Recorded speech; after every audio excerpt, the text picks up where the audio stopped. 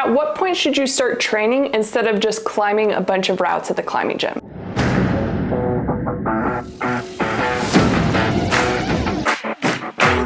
Hi, I'm Sarah from Sin Edition, and welcome to 3 Minute Thursday, the show where we talk about all things climbing in 3 minutes every Thursday. Today, we're talking about the difference between climbing and training and when you should really start upping your training compared to getting as much mileage as possible. With that in mind, let's put 3 minutes on the clock and get started. When I'm talking about training, I'm talking about anything that's not just climbing. Drills, exercises like deadlifts, pull-ups, hangboarding, campus boarding, that kind of thing is all considered training. And then we have climbing mileage. Mileage is just reference to how much mileage you've gotten while going up the route. For example, if you climb a 12-foot route, then you have 12 feet of mileage on your belt. For me, training was a huge part of my climbing progression. Now, I had climbed a couple of times as a kid at a local fair, but it wasn't until university when I took a outdoor climbing for beginners class, and I spent a semester where 2 times a week we'd go climbing outside, and by the end of the semester I was pretty comfortable on 5.9s, but I mostly failed on every 5.10A. Then I got in this horrible climbing accident and took 5 years off because I was kind of nervous about climbing. Coming back into climbing, I started bouldering, and within 2 weeks, so after about 5-ish climbing sessions, I started to train. So did I start training too early? Well, that's really dependent on your goal. I wanted to get as good at climbing as I could, as quickly as I could. It turns out I may have started training a little bit too early, and let me explain. I was climbing V0s and V1s when I started training. Training took the entire climbing session. I would do a short warm-up, which included like 3 V0s, and then I would start doing drills. But when you're at this stage in climbing, you really need to spend more time increasing your mileage to get your body used to the movement of going up and down walls. Get your skin and your hands ready for the rigor that's needed for actual training. If you do want to train at this V0 to V2 stage, then consider just doing 1 or 2 drills a session that only take about 10-15 minutes to do. Even things like quiet feet, for example, is a great drill to do at this point. Hangboarding and campus boarding, it is way too early to do that, and you're more likely to get injured if anything, so maybe just stay away from that for now. Once you're at that V3 to V5 range, this is when you can start increasing your training and maybe focus your training on drills about technique. So you're still doing drills on the wall and not so much hangboarding or campus boarding at this point. You're really getting the technique down in your mind. And less than half of your session should be dedicated to those training drills. That way you're still getting your body used to the movements. At the V6 plus range, this is when coaches start implementing training programs. So things like hangboarding, campus boarding, even the moon board can be great at this point. You typically have really strong tendons, so you're less likely to get injured, and you usually have more experience at this point, so you know how to pay attention to your body and make the right adjustments. Usually coaches will recommend that you train your weaknesses, and then you can climb to reinforce your strengths. No matter what grade you are climbing at though, always remember the ABCs of climbing. Always be climbing. If you want to get better at climbing, you need to climb. Let's get into the comment highlight for this week, and it's from Awkward Turtle. I've been a weekend warrior climbing solidly for at least 3 months. I'm getting more into it nowadays. The first V3 I sent, I flashed.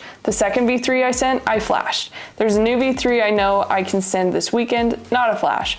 On other V3s, I seem to have problems starting off. Can't hold on no matter what footwork I do. I'll have to keep experimenting. Experimenting sounds like a great strategy moving forward. And I don't know your particular situation, but for everyone else that seems to be having a hard time starting a route, just remember that you don't have to use the footholds that you have. You can always do flagging and things like that. And remember the direction of the holds. If the direction of the hold makes it so that the right side of the hold is really positive, then you want to put your body weight to the left. That way you can have that pulling motion. I hope this helps, and congrats on the V3s that you've been able to do so far. If you like this video, please give it a thumbs up and share with all your friends who may also be interested in training for climbing.